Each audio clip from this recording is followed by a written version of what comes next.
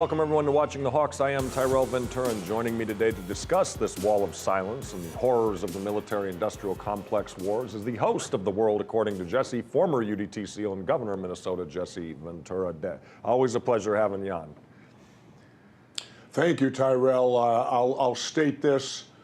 This isn't an easy show for me to do today because, after all, they're talking about my military unit and what I was when I was in the United States Navy, and that makes it difficult to talk about it in many ways. I'm sure it is, and it's a difficult story to read too, because these are the best of the best, and you hate to see if this is all true, you hate to see these kind of actions being perpetrated by our men in uniform. As you said, as a member of UDT SEAL team, was there a code of silence that existed in the teams and the armed forces as a whole when you served in the Vietnam era? And should soldiers be covering up, lying, or staying silent to protect their own, even when it comes to potential war crimes or crimes against humanity?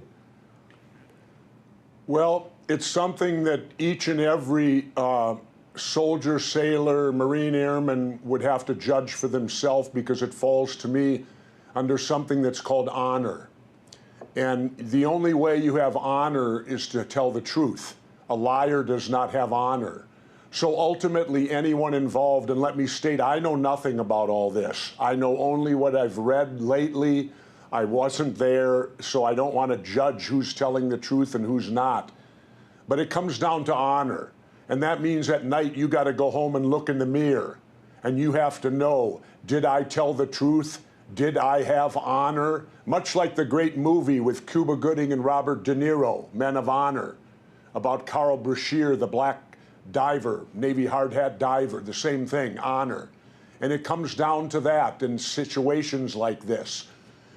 Are you going to be honorable and tell the truth, or are you going to be dishonorable and lie?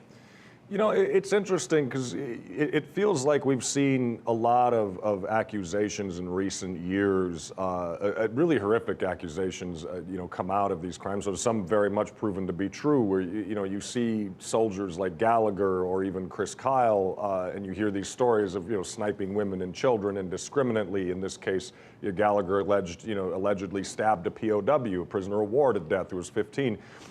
You have to wonder why our military, is producing or at least attracting individuals who, many would say are committing psychopathic acts. Why are we seeing that? Well, it's a perfect place for a sociopath to go. I mean, if you're a sociopath going into that type of work, I would judge could be a perfect thing for you. You'd really enjoy it.